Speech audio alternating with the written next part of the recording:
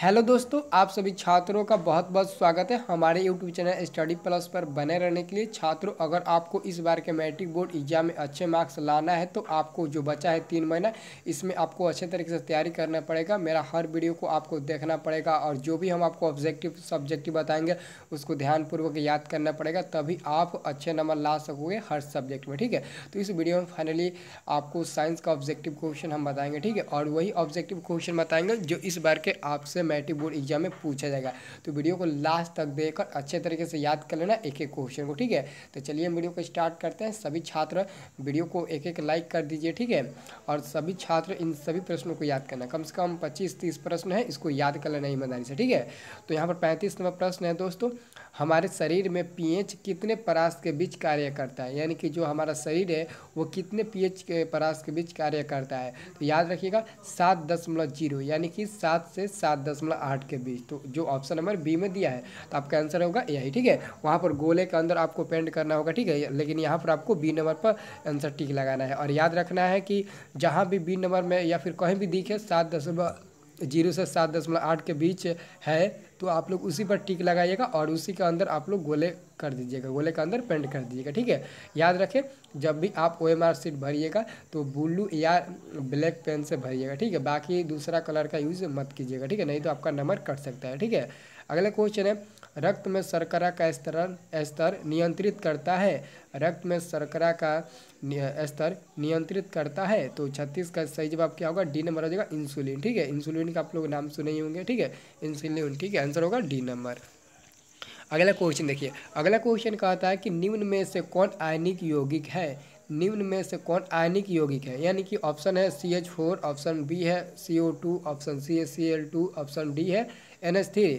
तो 37 का सही जवाब क्या हो जाएगा, सी नंबर हो जाएगा CaCl2, कैल्शियम क्लोराइड जो है जो आयनिक यौगिक है। ठीक है, यही आयनिक यौगिक है। ठीक है, अगला क्वेश्चन है, निम्नलिखित में से कौन सा पदार्थ ऑक्सीजन से संयोग नहीं करता है, यानी कि कौन सा पदार्थ है जो ऑक्सीजन से संयोग नहीं करता है।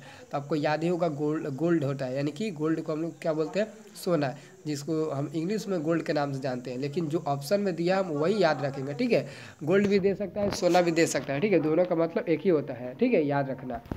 अगला क्वेश्चन है, शुद्ध सोना को व्यक्त किया जाता है। तो शुद्ध सोना को हम लोग 24 कैरेट के रूप में व्यक्त करते हैं। 24 कैरेट शुद्ध होता है, बाकी 22 कैरेट, कितने ऑप्शन में कितने छात्र 22 कैरेट पर टिक लगा देते हैं, लेकिन 22 कैरेट अच्छा नहीं होता है। सबसे अच्छा 24 कैरेट सोना, शुद्ध सोना होता है। ठीक है, शुद्ध सोना को हम लोग 24 कैरेट के रूप में ही व्यक्त करते हैं। ठीक है, याद रखना।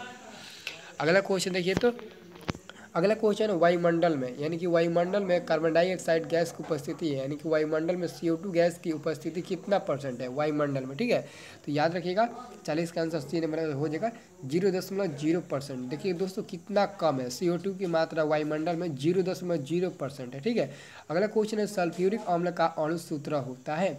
सल्फ्यूरिक अम्ल का अणु सूत्र होता है। तो याद रखना सल्फ्यूरिक अम्ल का अणु सूत्र क्या होता है दोस्तों, याद रखना H2SO4 सल्फ्यूरिक अम्ल का अणु सूत्र होता है। और कहीं कहीं पूछ देता है कभी कभी कि H2SO4 क्वेश्चन बनाकर कि H2SO4 है, तो क्या आप लोग टिक लगाइएगा, तो ऑप्शन में रहेगा अम्ल भस्म क्षार लवण। तो आप लोग अम्ल पर टिक लगाइएगा, क्योंकि H2SO4 एक सल्फ्यूरिक अम्ल होता है। क्या होता है, सल्फ्यूरिक अम्ल। ठीक है, याद रखना।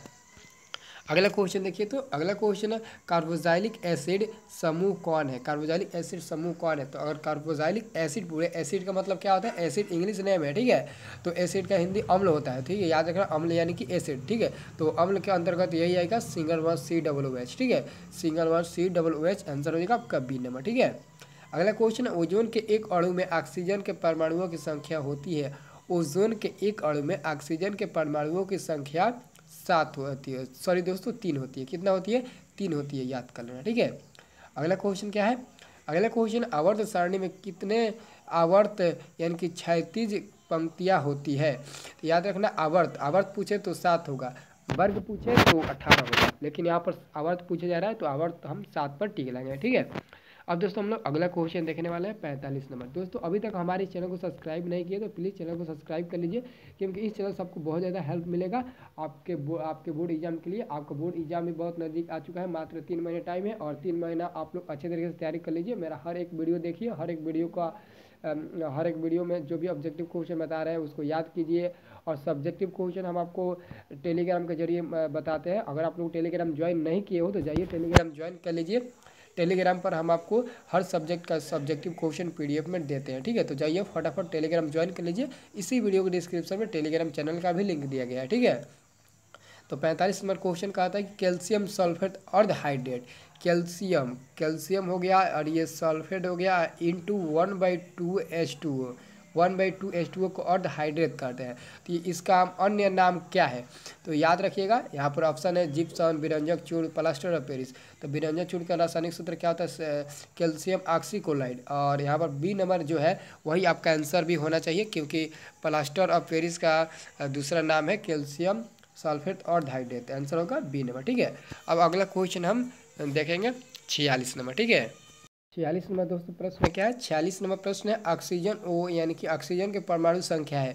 तो ऑक्सीजन की परमाणु संख्या क्या होती है? 8 होती है, ठीक है दोस्तों। इस टाइम मौसम बदलने के कारण सबका तबीयत थोड़ा ख़राब होता जा रहा है, ठीक है। और वैसे भी मेरा भी थोड़ा तबीयत ख़राब है, ठीक है।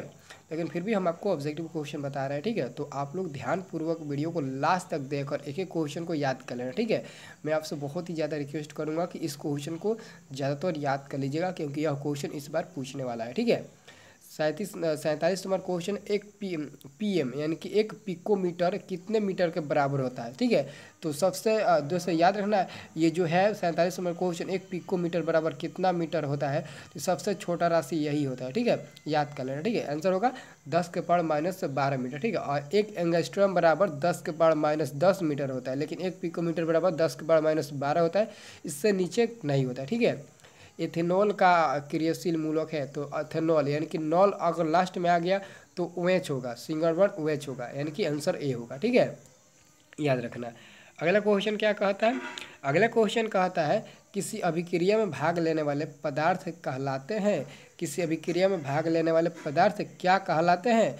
तो अभिकारक कहलाते हैं। आंसर होगा सी नंबर। साधारण नमक का रासायनिक सूत्र है, तो साधारण नमक का रासायनिक सूत्र NaCl होता है। NaCl का नाम है सोडियम क्लोराइड, और सोडियम क्लोराइड एक लवण होता है, ठीक है। यह एक लवण होता है, ठीक है।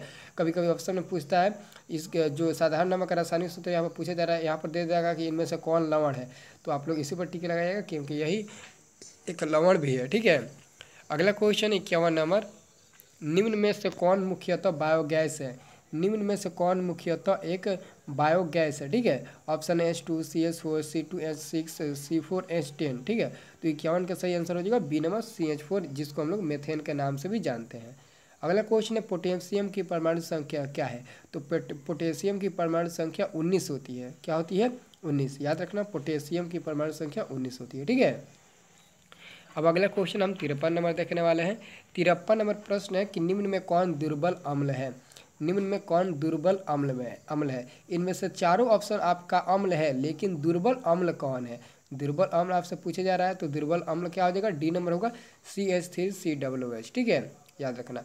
कार्बन क्या है? तो कार्बन एक अधातु होता है, याद रखना, नॉन मेटल होता है, ठीक है। सॉरी दोस्तों आपका क्या हो जाएगा? आंसर हो जाएगा बी नंबर अधातु, मेटल एंड नॉन मेटल, ठीक है। तो नॉन मेटल यानी कि अधातु हो जाएगा, ठीक है। अगला क्वेश्चन है 55 नंबर, नर युग्मक तथा मादा युग्मक के संयोजन में बनता है, तो आंसर क्या होगा? आंसर होगा ए नंबर, जाइगोट बनता है, ठीक है। आंसर क्या होगा? ए नंबर हो जाएगा, ठीक है। संयोजन में बनता है तो जाइगोट में बनता है।